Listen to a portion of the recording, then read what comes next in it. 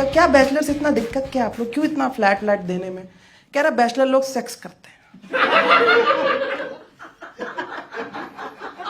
मैं कहा क्या बुरा है, करते हैं तो।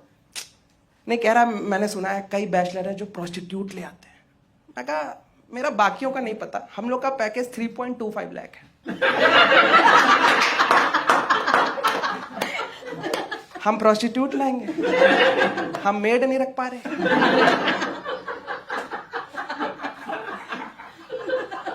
बहुत ज्यादा चांसेस है हम बन जाएं, तो उसके लिए डरो आप। और आपको क्या इतना सिक्योरिटी कंसर्न होता है मैं ये इलीगल कर लूंगा? मैं जो डॉक्यूमेंट के नाम पे मेरे बाप का यूरिन सैंपल रखे हो आप, और जितना रेंट ले रहे हो ना आप प्रोवाइड करो। ये बोला नहीं। मेरे बगल में ना, मैं फ्लैट के बगल में एक फैमिली रहती थी, कपल रहता था। वो लोग एक दूसरे से लड़ाई करते थे, मारते थे, पता नहीं कौन किसको मारता था, पर आवाज आती थी। तो मैं जाके सोसाइटी सेक्रेटरी से बोला आपको ये गलत नहीं लगता, ये लोग मारते हैं और ये सब करते हैं, आपको बैचलर से ही प्रॉब्लम है? कह रहा है तो क्या हुआ, मारते हैं, यही तो प्यार है, देखो तब भी एक दूसरे को छोड़ के नहीं जा रहे। मैं कहा अच्छा ये प्यार है? मेरे को तो डेफिनेशन ही मिल गई भाई। मेरे को उस सोसाइटी में जब भी कोई लड़की लानी होती है ना, गेट से ही मारते हुए लाता।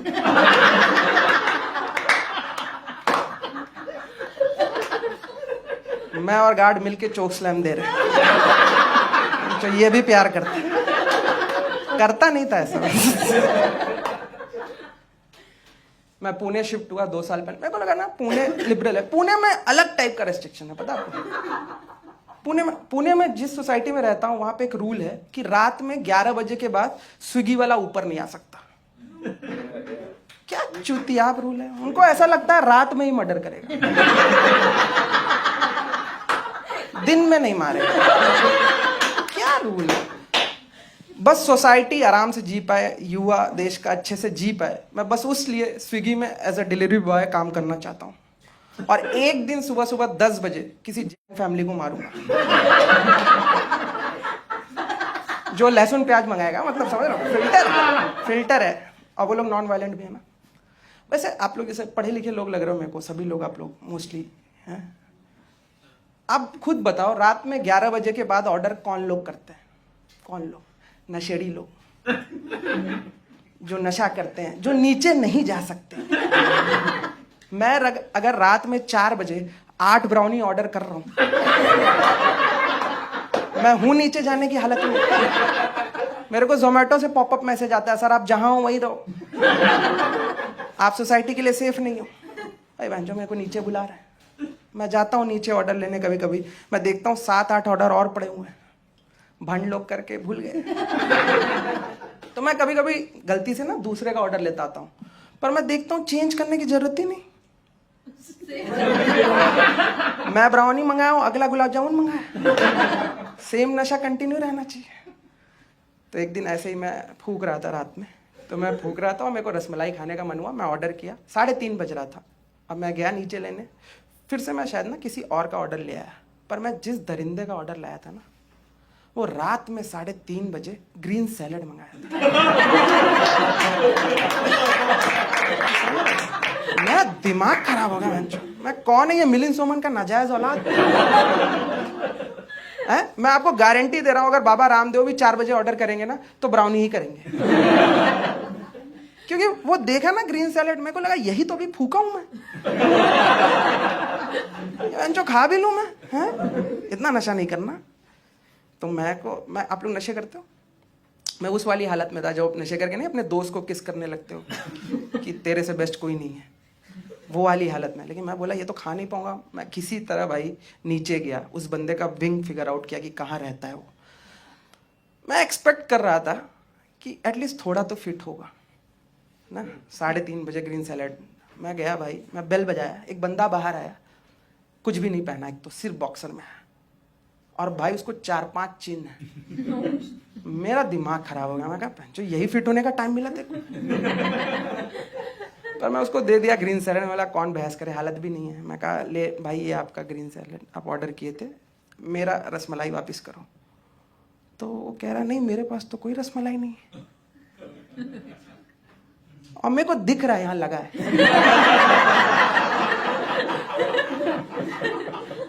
आप दोनों भंड हैं। तो मैं उसकी तरफ देखा, मैं कहा सच बोल रहे तो? बोला माँ कसम।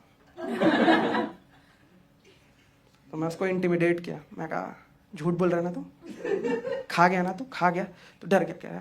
हाँ भाई खा गया। उसके आंख में आंसू आ गए। मैं कहा बेंचो, जब खुद पे कंट्रोल नहीं है तो रात में अंड बंड ऑर्डर क्यों करते रहते हैं? सोसाइटी की हार्मनी खराब कर रहे हो। तो रोते रोते कह रहा है यार फूक के संदीप महेश्वरी देखना ही नहीं चाहिए।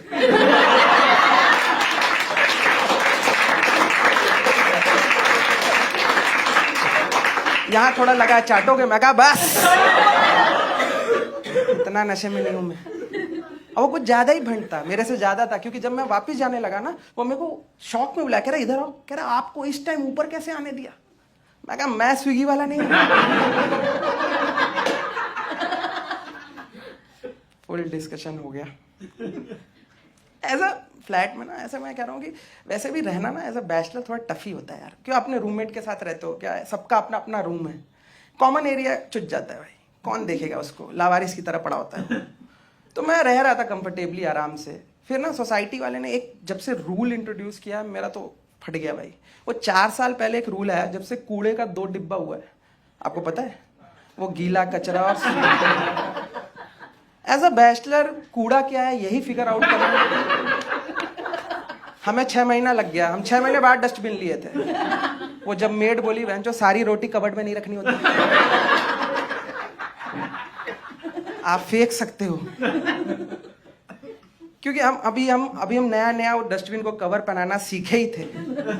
सोफे से सांभर वहां तक कैसे फेंकें, ये सब फिगर आउट ही किए थे। तब से रूल आ गया कि कचरे का 2 डिब्बा होगा। मैं अपने रूममेट को बताया, वो तो सनक गया भाई। एक दिन देख रहा हूं मैं उसको, सूखी सब्जी सूखे में फेंक रहा है।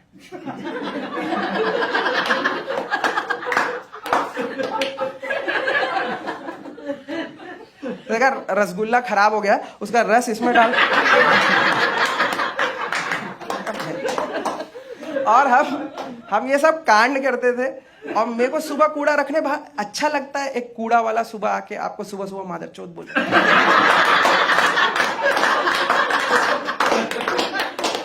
ताने मार रहा है कि लाइफ में ये नहीं कर पा रहे हो तो और क्या करोगे। मैं कहा तू बाप मत बन यार, करते हैं कूड़ा। मैं अपने घर में डरा डरा घूमता था यार, क्या गीला क्या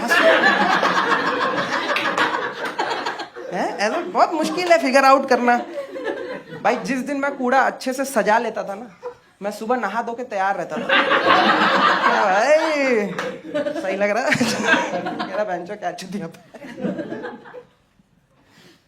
और फिर ना मैं लाइफ में मेरे साथ ऐसा कुछ हुआ कि मेरा पैसा खत्म हो गया। क्रिप्टो में लगा दिया था। तो मेरा पैसा खत्म हो गया ना, तो मैं अपने भाई के साथ, मेरा भाई भी पुणे में रहता है, मैं उसके साथ शिफ्ट हो गया। अब दिक्कत क्या है ना अपने भाई फैमिली के साथ रहने में, कि जब मैं अपने रूममेट के साथ रहता था ना, ये कूड़े वाला डिपार्टमेंट मेरा 3 दिन का था। 3 दिन मैं करता था, 3 दिन रूममेट, 1 दिन भगवान। पर मैं अपने भाई को रेंट नहीं देता था, तो ये 7 दिन मेरे से करवाता था। बहुत मुश्किल हो गई जिंदगी भाई, 7 दिन ये कर रहा हूं मैं। और भाई के साथ, फैमिली के साथ रहने में ना, कुछ कूड़ा फेंकने में तो मेरे को शर्म भी आती है। जैसे कॉन्डम, भाई रहता है कैसे फेंकूं, मतलब लड़की मैं फेंक देता हूं बालकनी से। पर कॉन्डम मैं तो, जो घर में रोटी वोटी बच जाती थी ना, उसके अंदर रोल करके फेंकता था। मत इमेजिन करो। दाल वाल बच जाती थी ना, उसके अंदर घोलता था। मत पीना मेरी दाल यार। नहीं, मैं अपने शादीशुदा दोस्त से पूछा, वहीं रहता है पुणे में अपने माँ बाप के साथ। मैं पूछा तू कहाँ फेंकता है? कह रहा मैं तो ऑफिस ले जाता हूँ। तू रोज ऑफिस जाने से पहले मेरे से मिलता है, उसी हाथ से पास देता है। बता तो दिया कर जेब में क्या है। जैसे आप भाई समझदार लग रहे हो मेरे को। आप ये बताओ, कॉन्डम गीला कचरा है कि सूखा?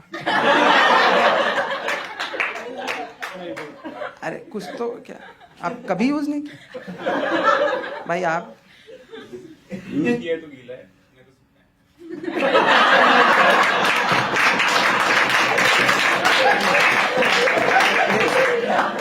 कौन बिना यूज किए फेंक? आप तो गजब ही शेड। अब घर में ट्राई कर, कॉन्डम है वो, टी शर्ट थोड़ी ना। यूज्ड ही रहेगा ना भाई, सिंपल। भाई मैं किसी को नहीं पता, मेरे को गीला लगता था, ठीक है, तो मैं गीले में फेंकता था, मैं उसके लिए भी कूड़ा वाला डाटा मेरे को एग्जाम्पल से समझा रहा है। कह रहा अगर आप मिल्क शेक मंगाओ बॉटल में, उसमें थोड़ा मिल्क शेक बच जाए, आप क्या करोगे? मैं कहा मिल्क शेक वॉश बेसिन में फेंक दूंगा और उसको सूखे में। कह रहा सेम कॉन्डम के साथ। पागल है बच्चों? अच्छा लगेगा सुबह ऐसे कर रहा हूं मैं? भाई के साथ रहता हूं मैं।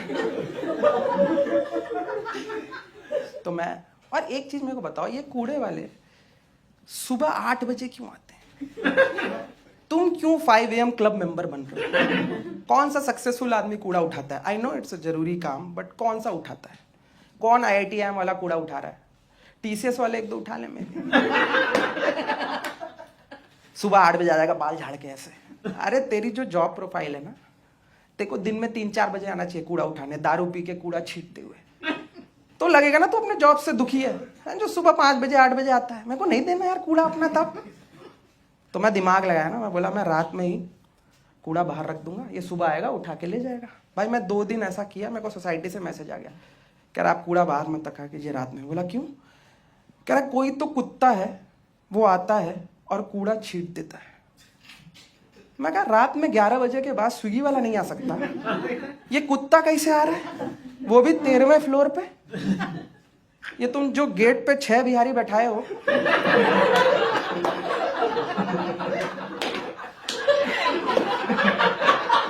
ये शेरलॉक होम्स क्या कर रहे हैं? ये 11:30 पे मेरे को नहीं आने देते। मेरी स्कूटी पे कहते सर आप नहीं जा सकते, आप इस सोसाइटी के नहीं हो। बहन जो मेरा तेरा गांव सेम है, क्या सोसाइटी में नहीं आ सकते हो? और आप वो लॉजिक सुने हो कि कुत्ता, अरे हम जानवरों की जगह पे रह रहे हैं तो वो लोग कहाँ जाएंगे? सुने हो आप? यही बोलते हैं वो लोग। मैं कहा एकदम चुतियाप लॉजिक है। अगर उस लॉजिक से भी जाए तो कुत्ते का 1st फ्लोर और पार्किंग ही हुआ ना कि 13 फ्लोर पे बना लेते वो लोग।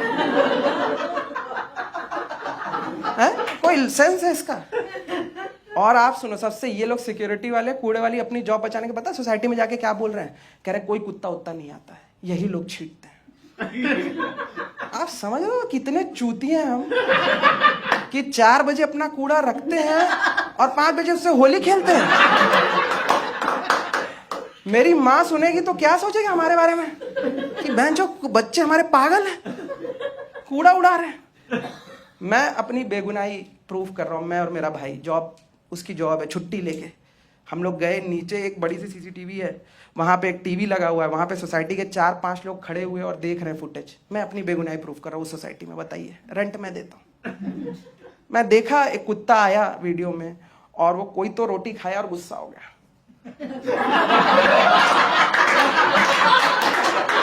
और फिर वो कूड़ा उड़ा रहा है। पर मैं फिर भी बोला कूड़े वाले से कि देख कुत्ता ही कर रहा है, पर कह रहा है वो देखो अभी भी कॉन्डम गीले में। मैं कहा